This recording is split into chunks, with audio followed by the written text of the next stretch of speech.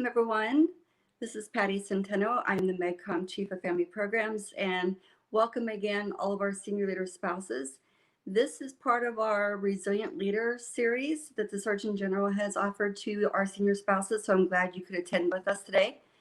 Again, if you go online, if you're having issues, we have people on the back. We have Mr. Otis and Mr. Leon in the backstage to helping us out, making sure this all goes smoothly. So if you run into any issues or problems, please send me an email and we'll make sure you get taken care of. Also, as always with our senior spouse teleconferences, if you have a question, you're welcome to stop the presenter and ask your question, or you can email them to me and I'll make sure they get presented.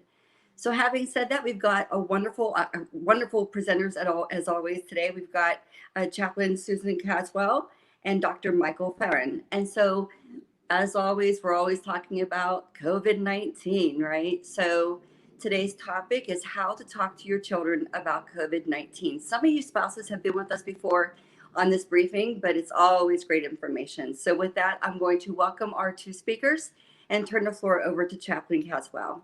Ma'am, the floor is yours. Thank you, Mrs. Centeno. Hello, senior leader spouses. This is Chaplain Susan Caswell from the MEDCOM Office of the Surgeon General in Falls Church, Virginia. Thank you for joining us this afternoon on a holiday weekend with Martin Luther King Jr. Day coming up on Monday. I'd like to tell you a little bit about my background and interest in this topic. I've been an Army chaplain for 22 years. Additionally, I'm completing my teaching credential. I plan to teach in Fairfax County in the fall, probably middle school math. This topic of talking to children about COVID interests me because during my teaching courses over the past year, we have spent time in each course talking about the impact of the COVID-19 pandemic, not just on children's academic achievement, but on their social emotional learning. Also, in my personal life, I have a grown daughter and 3 grandchildren, ages 7, 5, and 3. They live an hour away from me, and so we see each other about once or twice a week. I'd like to continue with Dr. Mike Farron. Please give us a little bit about your background and kick us off. Thank you. Hi, everyone. I'm Mike Farron. I'm a child and adolescent psychiatrist, and I'm actually at Joint Base Lewis McChord in Tacoma, Washington. And as usual, it's raining outside. My background, I spent 25 years active duty. My last duty station was the chief of child and adolescent psychiatry at Tripler. And for the past 10 years, I've been working on with MEDCOM to set up child and family behavioral health centers around the Army. With that as a brief background, I think we should just get started and talk about what you all came for, which is to hear about how we should talk to families and how to deal with this COVID pandemic. So first slide. Next slide. The purpose of this talk really is about sustaining wellness and resilience in our Army families during this challenging time. It's how we can connect to our kids and how we can support them through the pandemic, how to talk to kids at different ages about COVID-19, how to protect ourselves and protect others. Next slide. Oops. Okay. I was thinking about this. Well, I was thinking about this slide this morning and looking at the date at which it was prepared. It was prepared on 30 November. And if you look at the number of COVID cases and deaths, you can see that it's substantially increased since that time. So we're really still in the middle of this pandemic. The vaccine is coming, but the key is really staying isolated for now. And so that is the backdrop that we're all facing. Next slide. So what is the impact of staying at home for children and families? Well, the most important thing that we're all experiencing is this social isolation from peers and teachers for our kids and social isolation for us. For kids, it's particularly important. think about your teenagers. It's age appropriate for teenagers to be associating and hanging out with their friends. It is particularly important for teenagers in developing a sense of identity, who they are, because they learn who they are from their interactions with others, both the kids and adults. And so to be isolated like this during this time is very difficult. To be isolated from friends is very difficult. The thing that many of you have already experienced is this impact on learning. How do you learn at the same rate during this challenging time? What we see in behavioral health is that there's a lot of kids really struggling. Think about right now what you're doing and how you may be doing really multitasking while this is going on. Think about what it's like for an 8-year-old or an 8-year-old with attention deficit hyperactivity disorder. To how do they pay attention and do their schoolwork online?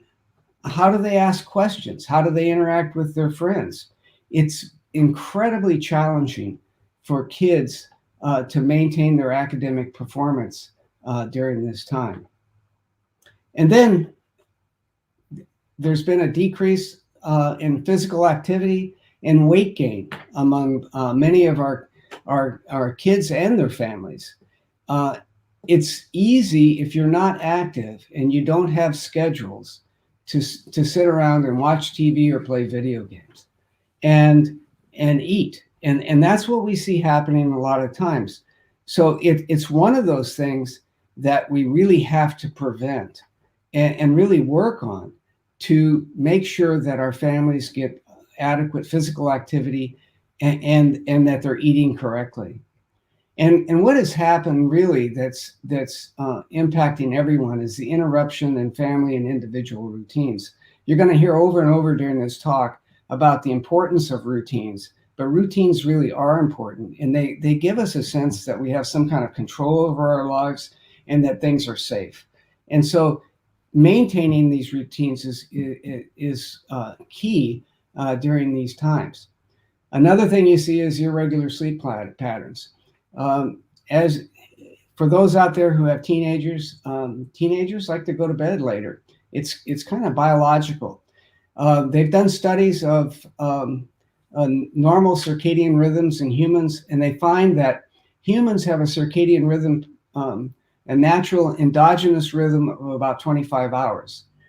That means that if left alone, they will go to bed an hour later every day and get up an hour later.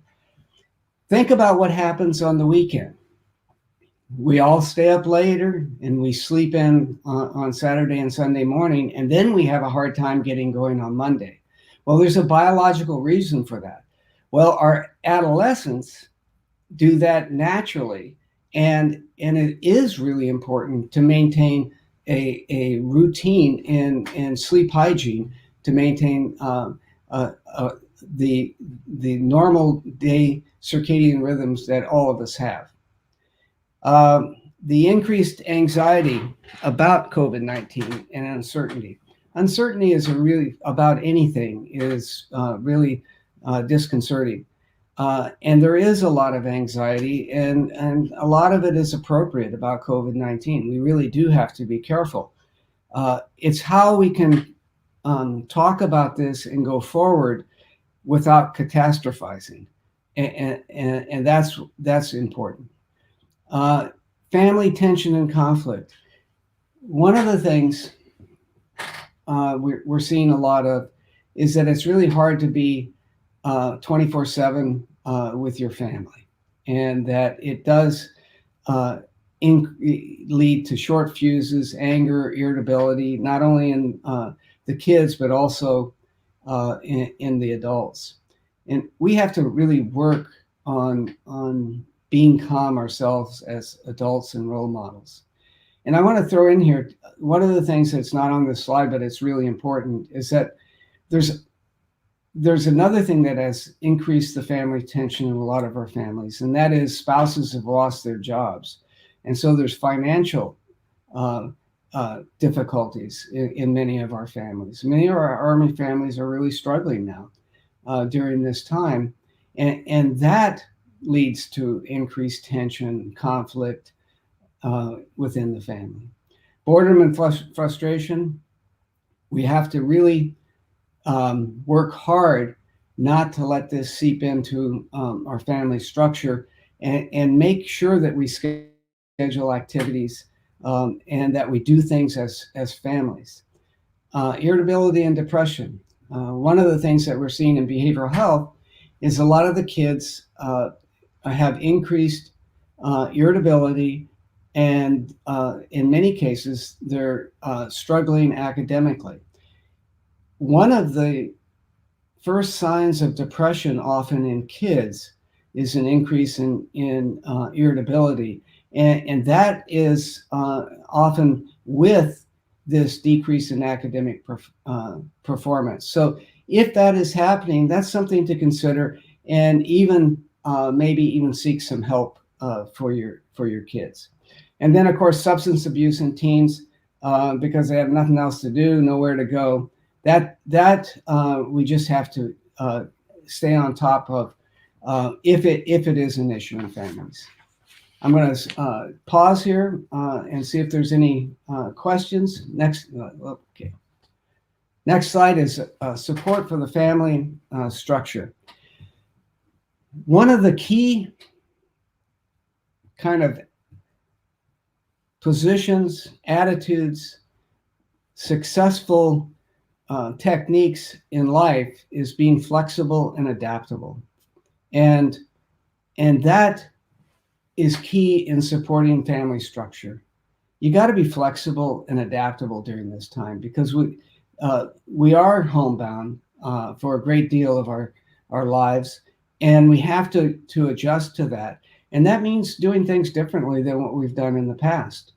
You can't go to the gym. You gotta, if you're going to do physical activities, you're going to have to figure out how to do it at home.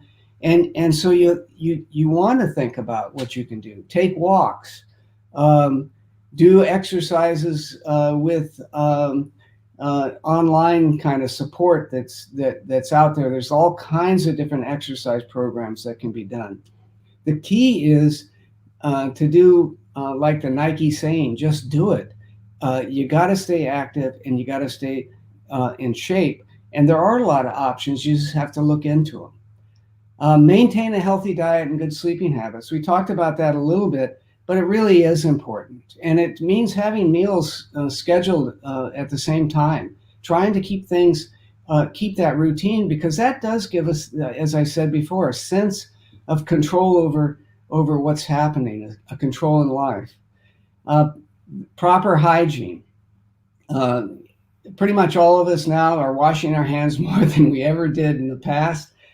We really are trying to avoid close contact. Most of us are wearing masks. It really is important to wear a mask.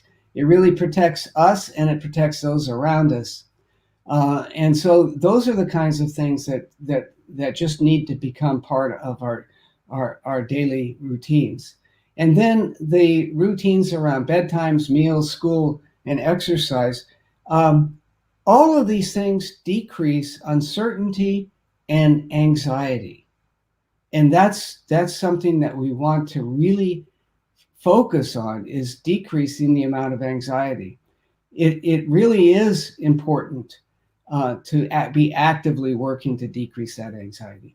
And then ensure you have the basic supplies at home.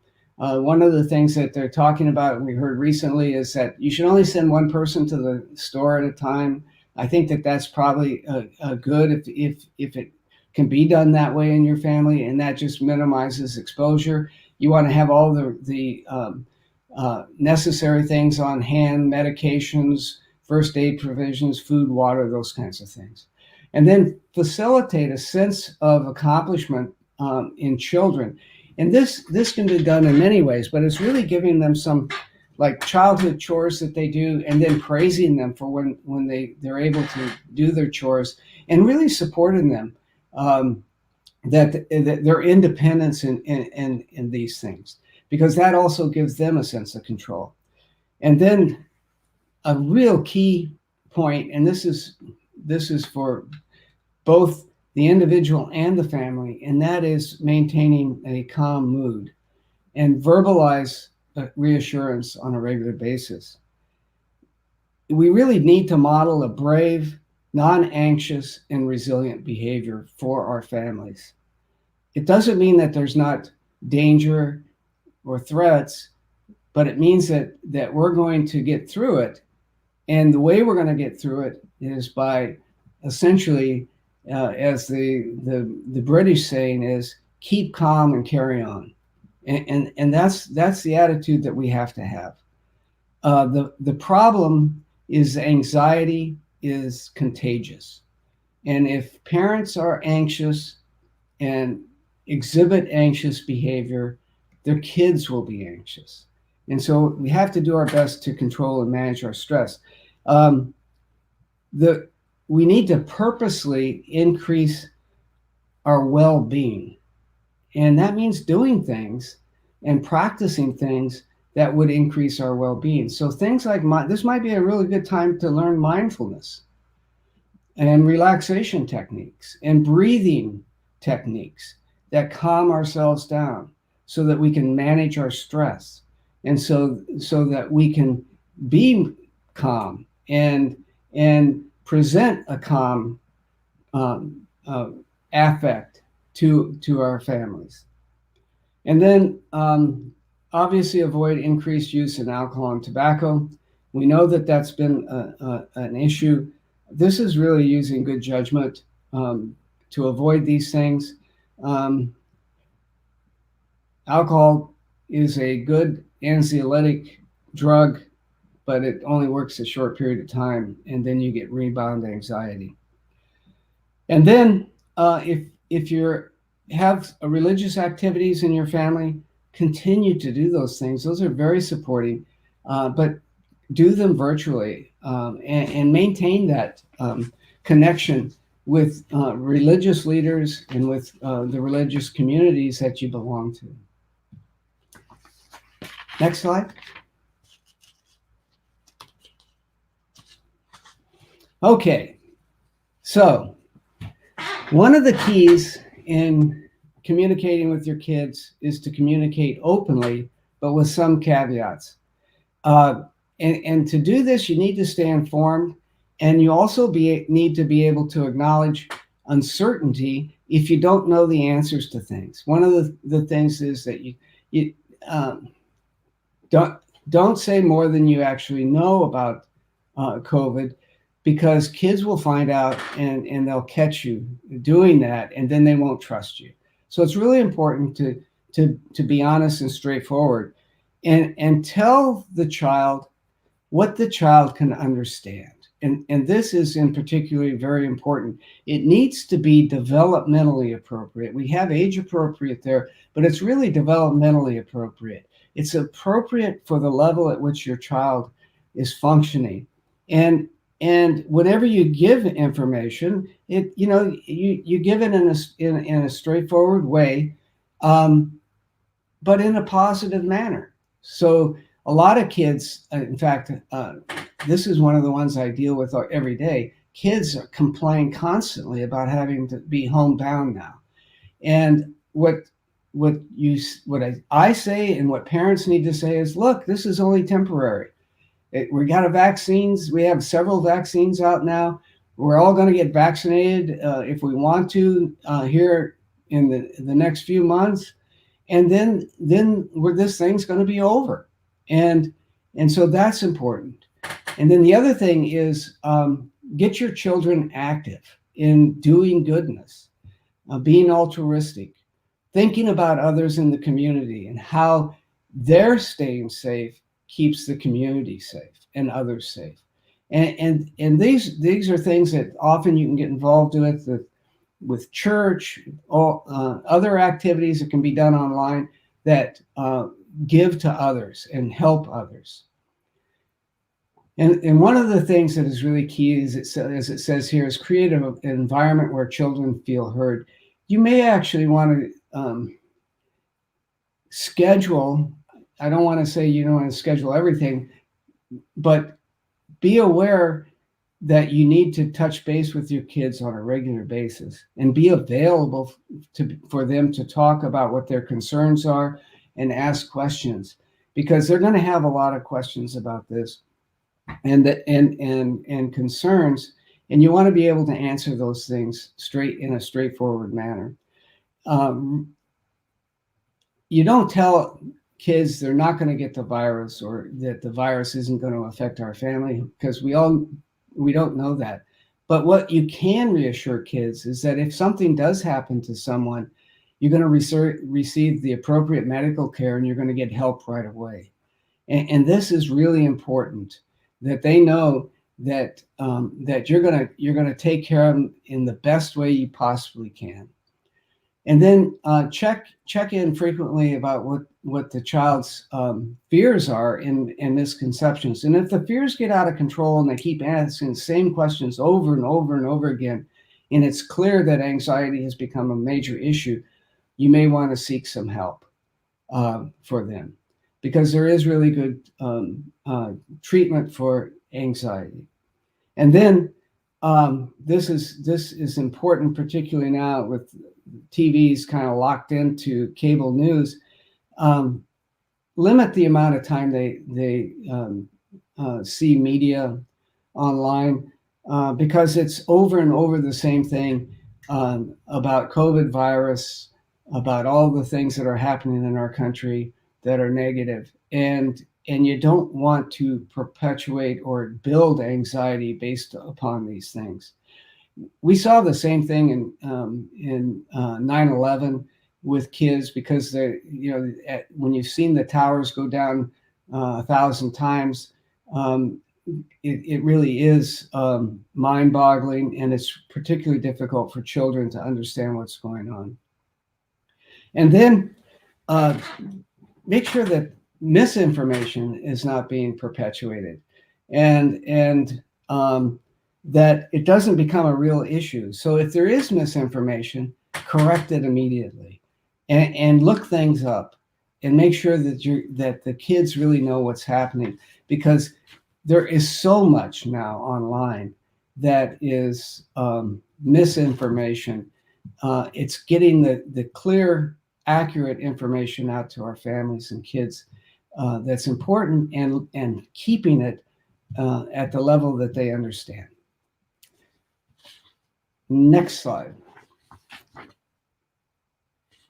Okay, so finding the right words is important. And this is a quote: "When talking to children about coronavirus, it's important for parents to use developmentally appropriate explanations tailored to the child's age, verbal ability, and cognitive understanding." This reference here is from the Department of Psychiatry at Uniformed Services University. They have numerous handouts, and much of this talk has come from handouts that they have produced, and it's appropriate for our military families. So I would recommend that everyone go to their website and take a look at what they have online.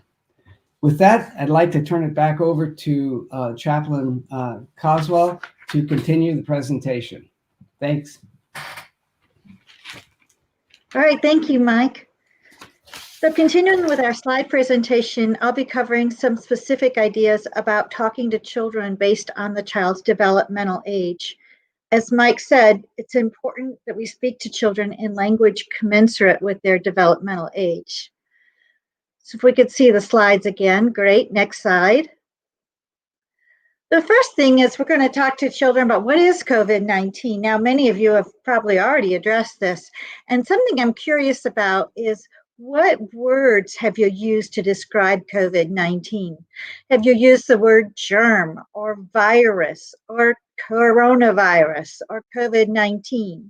So if you could just type some answers in the chat box, put the age of the child, comma, and then the words you've used. We'll do a little informal poll here. And I'll talk about this slide as you do that. So what is COVID-19 for preschoolers? You might say coronavirus is a new germ. Germs can spread from one person to another and make them sick. And then you could even provide an example. So if Maria has the germ and she coughs on Sebastian, then Sebastian could get the germ. And then Sebastian could spread the germ to his family and friends by sneezing near them. So not everyone has the germ. You don't need to be scared. And people are working on medicines to kill the germ, to treat the germ, and to even prevent the germ. But this can take a long time. With school-age children, you might say it's a new germ that spreads person to person, just like a cold. And because coronavirus is caused by a new germ, scientists didn't have medications ready to go, but they were actively developing. And with teenagers, you want to be constantly checking in with them, just like Mike said. Where did you hear about the coronavirus? What do you already know about it? Do you have any questions? You might want to be checking in with your teens regularly, weekly, to see what new information they're picking up so that you can dispel any rumors. Some resources I looked at online anthropomorphize the virus. They show the virus as a cartoon character saying things like, I am a virus, hazard with the flu and the common cold. My name is coronavirus. I love to travel. In my opinion, this could easily lead to fear and misunderstanding in children. Viruses are not alive. They don't have intent. They require a host. Back when we did this presentation last time was December 15th, and I made a prediction that this virus may inspire a whole generation of children to become physicians and scientists. And there's some really interesting YouTube videos that show how the coronavirus works and its spikes and how it uses the S protein to infect human cells. And in fact, right after I made that prediction on December 18th, the American Medical Association reported that applications to medical school are up 18%. And the news is calling this the Fauci effect. Dr. Fauci, one of the most trusted leaders in our country right now, has inspired the next generation of physicians and scientists. A quote from Dr. Fauci for the 2020 graduation of medical students that was posted on the AMA website was, now more than ever, we need your talent, your energy, your resolve, and your character.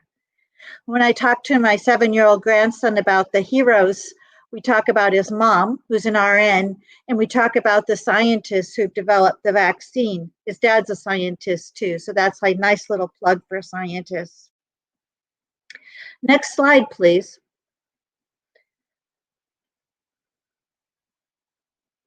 We also talk to our children about how we protect ourselves. And teaching children how to protect themselves is actually empowering. It gives them something concrete and tangible that they can do. And additionally, face it, these are habits that they will need for their entire lifetime, like hand washing. Prior to becoming a minister, I worked in a hospital in finance. Yet I had the habit of washing my hands every day before I left the hospital. In a way, it was a symbolic thing. I'm done with work, I'm ready to go home. And then when I got home, I washed my hands again. So anyways, I still have this habit of washing my hands when I enter my house, wherever I've been, whether it's Walmart or Michael's or the grocery store, those are even the mailbox. I don't want to bring those outside germs into my home. So developing this habit of hand washing when you enter your home could help prevent the spread of the virus and also create a lifelong healthy habit. You may want to reassure your children that you're doing everything that you can to protect yourself as well. So I mentioned my daughter, who's an RN at Arundel Medical Center in Annapolis, and all she has is COVID patients now. But her son, Reed, who is 7, tells me that mom has a very important job because she takes care of COVID patients and she wears 2 masks to make sure that she stays safe. Now she has gotten the vaccine and he knows about that too. So in our child appropriate language for preschoolers, we might say when we sing the alphabet song together or the birthday song, we're making sure that we wash long enough to get rid of any germs. And let's practice coughing into our elbow, and they call this the Darth Vader cough in the school where I teach. With school-age children, we can make it harder for the germ to spread by washing our hands often, coughing into our elbows, and not touching other people. We also need to wash our hands after touching things that other people touch. With teenagers, you can explain that coronavirus spreads more easily than other viruses, so we need to wash our hands more frequently.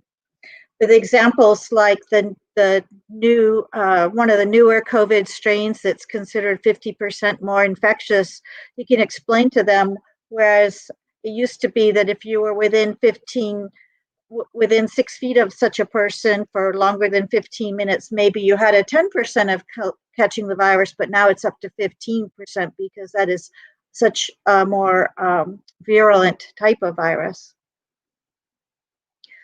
And the next slide, please. And then explain how we protect others.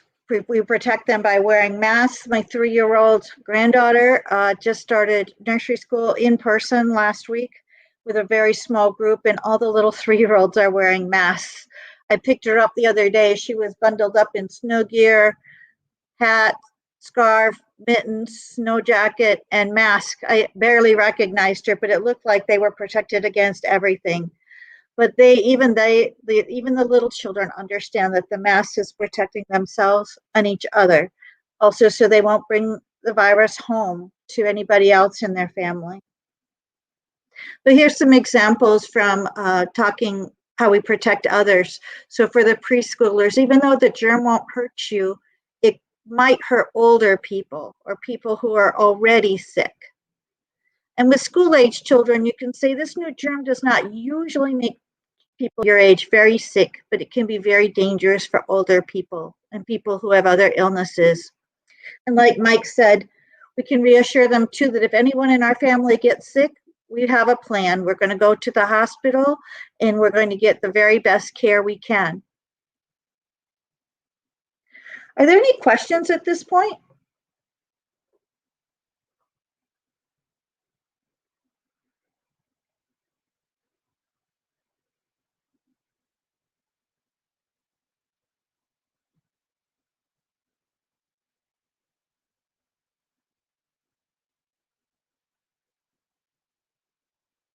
Apologize about that. It looks like we have actually some questions and comments that are actually coming up for the discussion itself. I'm going to go ahead and show some of the participants that's actually viewing our discussion today, and actually maybe post one question that we'd like to ask, kind of to prompt everyone who's actually viewing the discussion itself. So the first comment that's coming in is coming from a Captain Holly Weaver, and she said, "Thank you for presenting this topic. I'm sure Dr. Farron and yourself, Chaplain, are appreciative of these comments that are coming in." We've got another one from Mr. Greg Thompson. "Thanks for sharing." And also another one from Ms. Tanya Ford. She says, "Thank you. Absolutely. Thank you for sharing this discussion that we're having today." So the question that I'd like to add onto our discussion, and maybe we can bring back, I don't know if Dr. Farron would like to participate in this question as well. And I'm going to post this question onto our page right now. And that question is, let's go ahead and add it. It's right here. And so is it okay if I brought back Dr. Farron onto our discussion, Chaplain? Okay. Absolutely. Awesome. So here's the question that we'd like to have answered so that others can participate a little bit more into our discussion today. And here we go. Has there been any concern with the virus causing children, youth to be germophobic?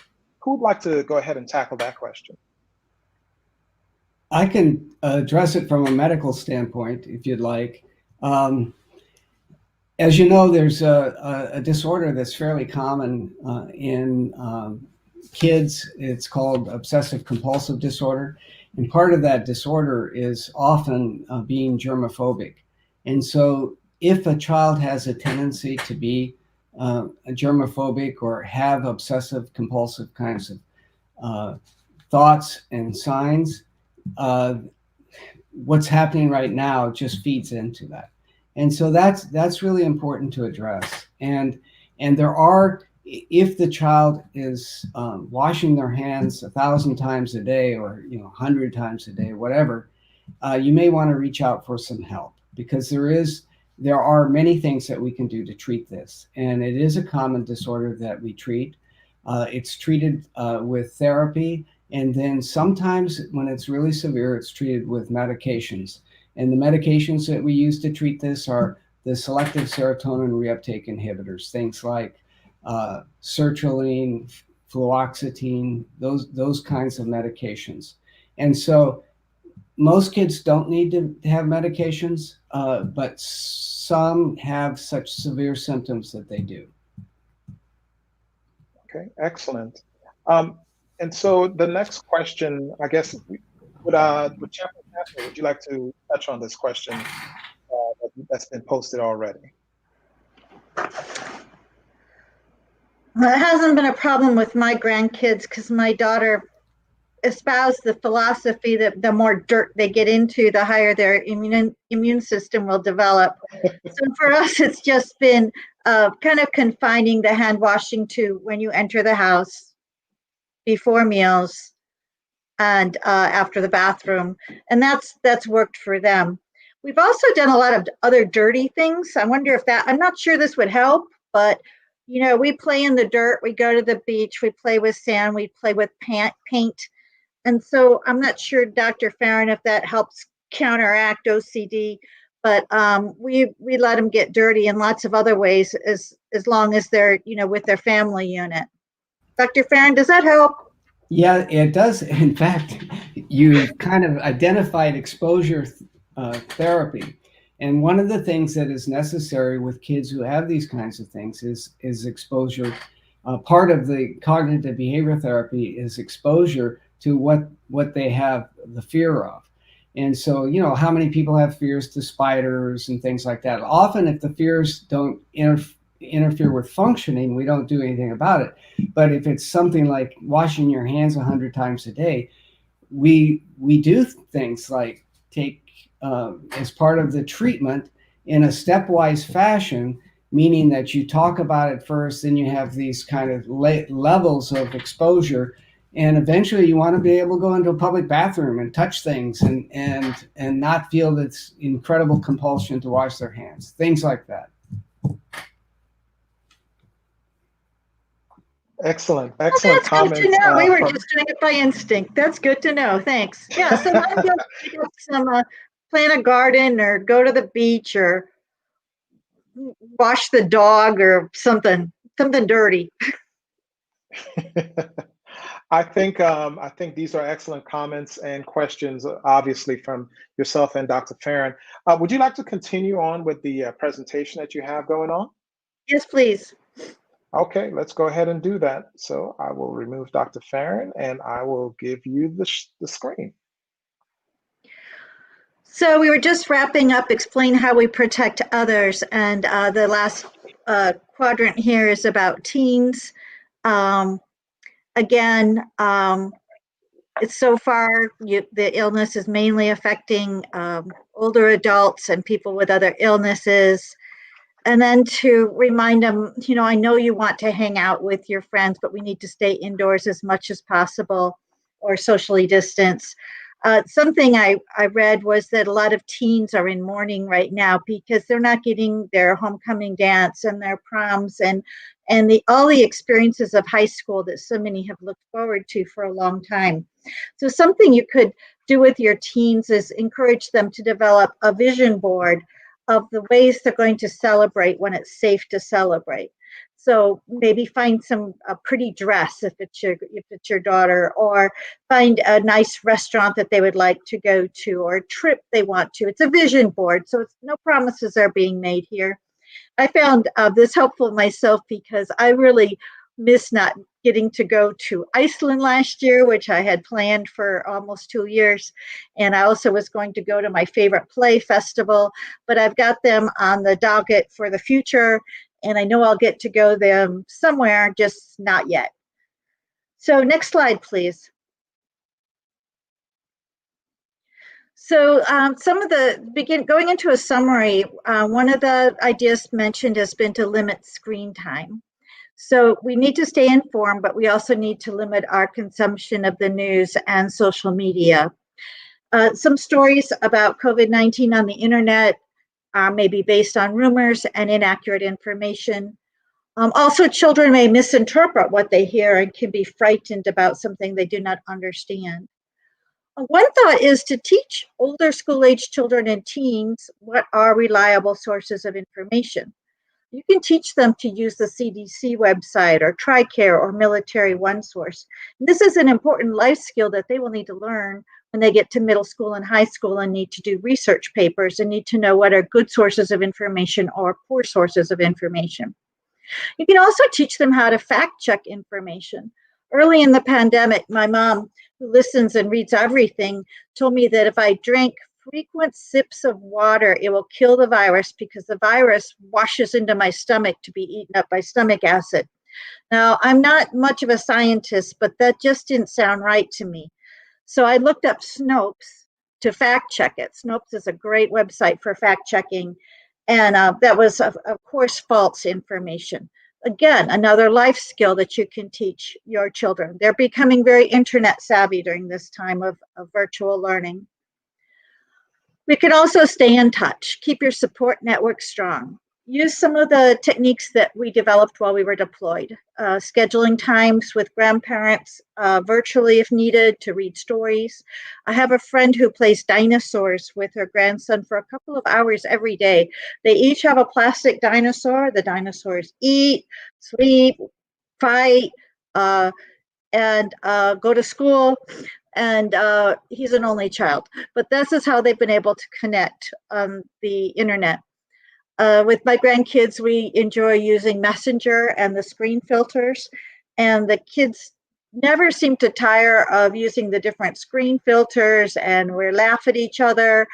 Their favorite one is where it looks like you're throwing up hearts, and I'll say, "Oh, Ray," she's 3, "get your mommy, you look sick, you're throwing up hearts," and they giggle and laugh, but this is a way we've been able to stay connected even when we weren't able to see each other. Consider your social bubble. We've still got another couple months of winter in this area in Virginia. Is there another family with whom we can socialize? Are you comfortable with their habits? I would definitely make a pledge to one another to cancel plans if anyone is sick. Another thought is, what can we do? What can we do even though so many things are closed? We were able to find a Taekwondo studio that was operating socially distanced. So my grandsons, who are 5 and 7, have already gotten their yellow belts. And that they've enjoyed that. It's been something that they can be with other people, get some input, make some progress in their lives, set some goals. At the same time, we need to be careful about making promises because things are changing so rapidly. We're learning to live in the moment. If the relatives show up for Thanksgiving, wonderful. If somebody had to stay home because they had symptoms, it's a good thing we weren't counting on that person. Sometimes the birthday parties are just going to be the nuclear family right now. We're not going to be able to have lots of kids over. This might be something we can talk about when the pandemic passes. And again, it's when, not if now, but when the pandemic passes, what great party are we going to have? Who are we going to invite? Where are we going to have it? So give us something to be hopeful about and look forward to. We also talked about checking in regularly with our children and keeping them in the loop. For teens, weekly check-ins to what they're hearing. Focus on the future, use the vision board or collage maybe. Reassure your child that they are safe. Let them know it's okay if they feel upset. Share with them how you deal with your own stress so that they can learn from you.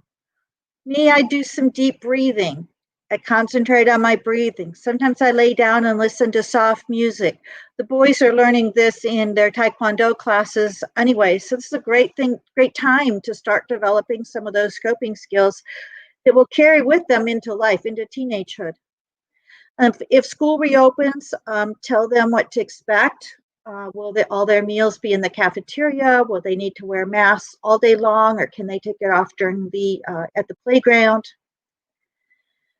And I think this is a great time to plant the seed, to start the practice that it is not our situations that make us happy or unhappy, that we can choose our responses. And this thought that sometimes even good things come out of bad situations. I encouraged my grandson to look at this idea, and it's been very, very hard for him to not have school being a second grader. But we identified that he's got music lessons, he takes the drum, and Taekwondo. And those are things that he would not be doing as much as if school were in session. But he's got the time, and we made it a priority to get him to these things. So finally, he was able to identify, I get to take drum lessons. I got my yellow belt after only just a couple of months. Viktor Frankl in Man's Search for Meaning said, our greatest freedom is the freedom to choose our attitude. And from the Bible, it says in Philippians, I know what it is to be in need, and I know what it is to have plenty. I have learned the secret of being content in any and every situation, whether well-fed or hungry, whether living in plenty or in want. Dr. Farron, would you please continue our conclusions and summary?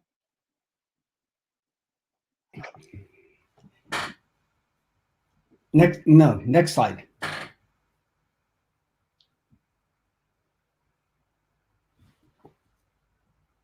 Okay, so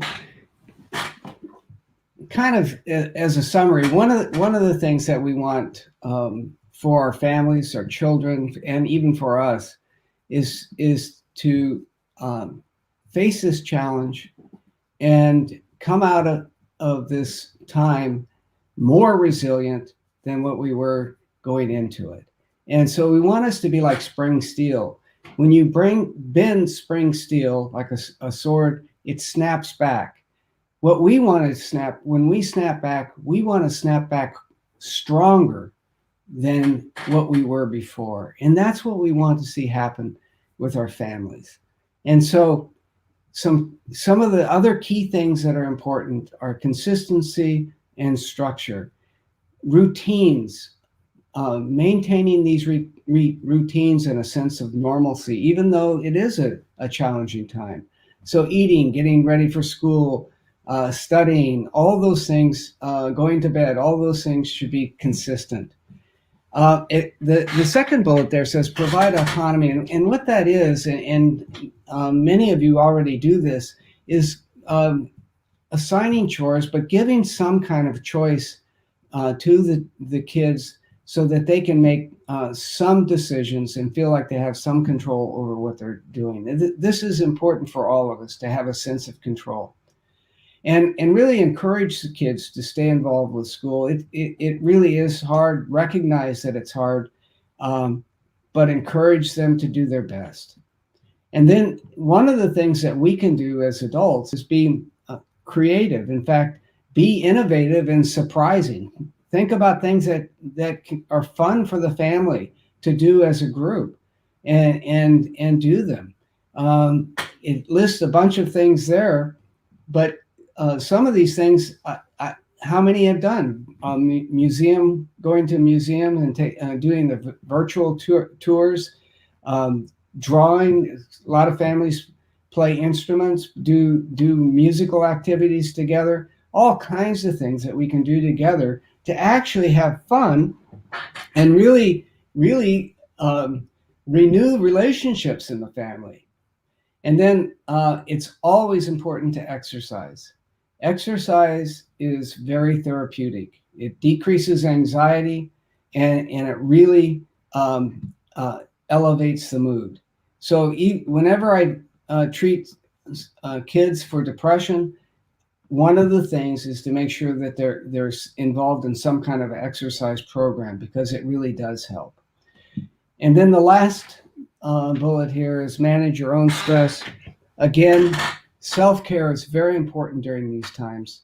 It really is important that we manage our own anxiety and not feel overwhelmed, and can present a calm demeanor to our kids and family, and that we strive to have fun and enjoy life, even though it's a difficult time. As I said previously, anxiety is contagious, and we really want to avoid contributing to any additional anxiety in our home environment. So with that, I really want to thank all of you for participating in this presentation. We really have enjoyed doing this, and we're happy to answer any questions that you might have. So thank you so much.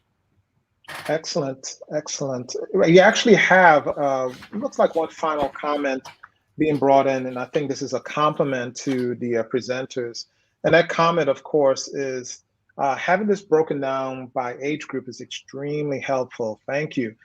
Can you talk to us about the motivation as far as to why we broke it down by age? Maybe parents could understand the rationale behind this comment. It just seems to me that children ability to understand what's going on is so different, whether they're school age or in high school. And partly we want to, protect our younger children a little bit so that they don't worry. Teens are going to have a lot more access to outside information rather than just what we tell them. But as parents, we can control a little bit how we talk to our preschoolers and our school age children. Yet these children are aware of what's happening. They have worries. So we do need to address them in ways that are appropriate for them. Dr. Farron? There's really good reasons to talk to kids differently at different ages because of the difference in cognitive functioning at the different stages. And there's been a lot of research that's done into these different cognitive stages by all kinds of people you've heard about, like Piaget and that sort of thing. Kids, when they're really young, like 3 years old, they have magical thinking. So you're not going to talk to a 3-year-old the same way you were going to talk to a 16-year-old. And in school age kids, they're really concrete, and they're not able to abstract as well as, in fact, we really believe that abstraction, the ability to do things like algebra and all that sort of thing, starts around 12 years old. And so you're gonna keep it factual, kind of without a lot of introspection or thinking about it and hypothesizing with a school age kid. Whereas you're going to let the adolescent know a lot more and be able to discuss it in more detail. So it really makes sense to have it at different ages. Excellent, excellent. So we have actually one more comment that's coming in.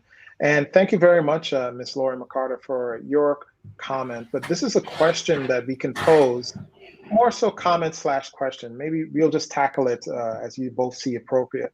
But that comment is, nowadays, kids do fingertip activity, are not able to do fingertip activities at museums or zoos that influence the development of their fine motor skills and attention. I remember as a young kid, touching everything. You want to learn and you want to experience, you want that stimulus. How is that going to affect that child today who's not able to go out and do all those little things? Either one of you to go ahead and tackle that. My comment would be to do things at home that really do build fine motor. And so a lot of kids build models and do things like that. I think that those are really important activities. Build things, a lot of kids are into electronics, doing things, building things with electronics. All of those things really build our fine motor. Unfortunately, the thing that they spend most of their time building their fine motor with is video games, and they get very good at that. I can never. It's one of the things I never do with kids is play video games with them because I always get beat. I can't do anything as fast as they do. So they're finding other ways to do it, but I think that there are really good things that can be done at home. Puzzles, all kinds of things that can be used to develop fine motor skills. Excellent. That's an excellent point. Don't tackle me with a video game. That will wear me out. What about you, Chaplain? What about you, Chaplain Caswell? What about you? What do you think in regards to this comment?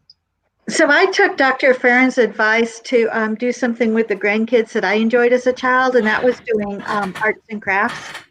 And their mom doesn't do a whole lot of that with them because she's working full time and keeping the house together and running carpools and all that.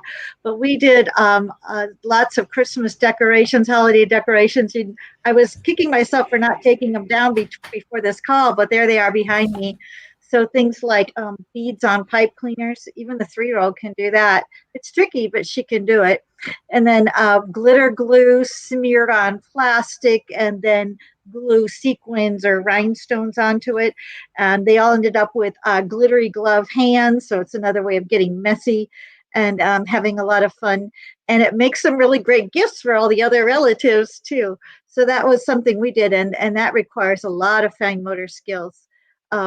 Pipe cleaners, beads, sequins, glue, glitter glue. We had a lot of fun with that.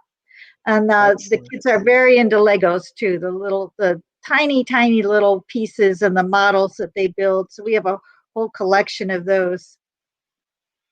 Excellent, excellent. And I know we are complete with the slides and presentations, but I see one really important slide that I'd like to post on the screen so that everyone could kind of take it in. And it's a really important slide. It's in regards to the resources.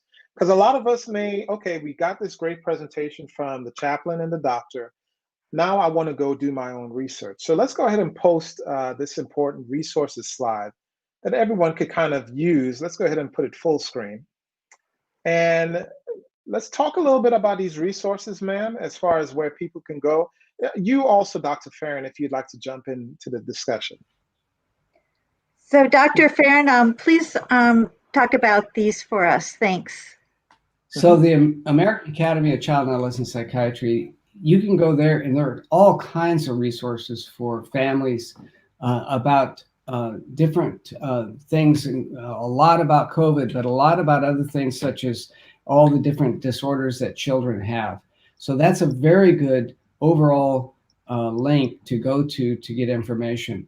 The second one is, and I can see coronavirus is spelled wrong, is a link to Harvard Health. They have a good handout on talking with kids. And of course, PBS, they are really good with this sort of thing, and they have a website to go to. We already talked about the CSTS, which is part of the Department of Psychiatry at Uniformed Services.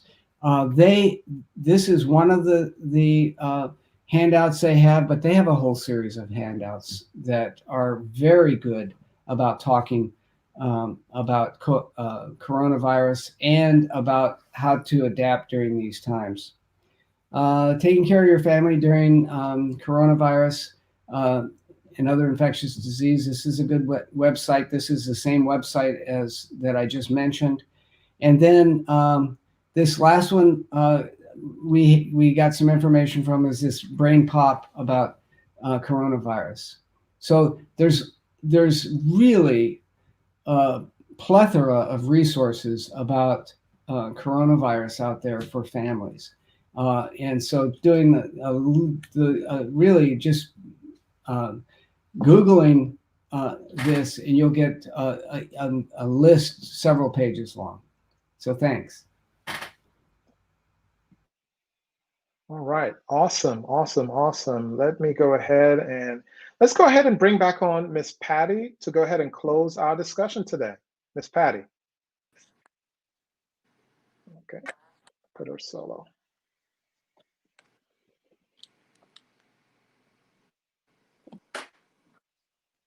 Oh, looks like we're having a little bit of technical difficulties. I'll go ahead and take her off of there. It looks like we're having a little bit of technical difficulties in regards to Miss Patty's feed. No problem at all. I would like to say in closing, let's go ahead and close this off and add on back our doc and our chaplain. I would like to say in closing, thank you very much to both of you for coming and just sharing this wealth of knowledge for the I would say the spouses, the children, and the general public who's actually taking in some of these comments, taking in some of these suggestions, and really good medical advice, really good anecdotal stories as far as, hey, these are things that works for you, Chaplain Caswell, and of course, medical background information from Dr. Farron. So I want to say from the MEDCOM, from the Surgeon General Office, we would like to thank you for your information that you shared today. Well, thank you so much. It's been our pleasure to do It's this. been my pleasure. Yes. Absolutely. So thank you very much, and we will talk to you again. Go ahead and hang out in the broadcast room for me. Okay. God bless you. Thank you. Thank you. Ma'am. God bless you too. And so we had another great discussion here from the Office of the Surgeon General, bringing to you, how can you talk to your child in regards to the new reality, the new world that we're living in, this COVID-19 world? Yes, we have there is a bright light at the end of the tunnel. There are vaccines available. There are opportunities to take care of your health, take care of your kids' health, and also kind of turn the corner as far as the harsh reality that we're currently living in. I'm looking forward to that day that I get my vaccine and I can move forward with it. And as far as with everything, take care of yourself, take care of your family, take care of others. And Army medicine is Army strong. Bye now.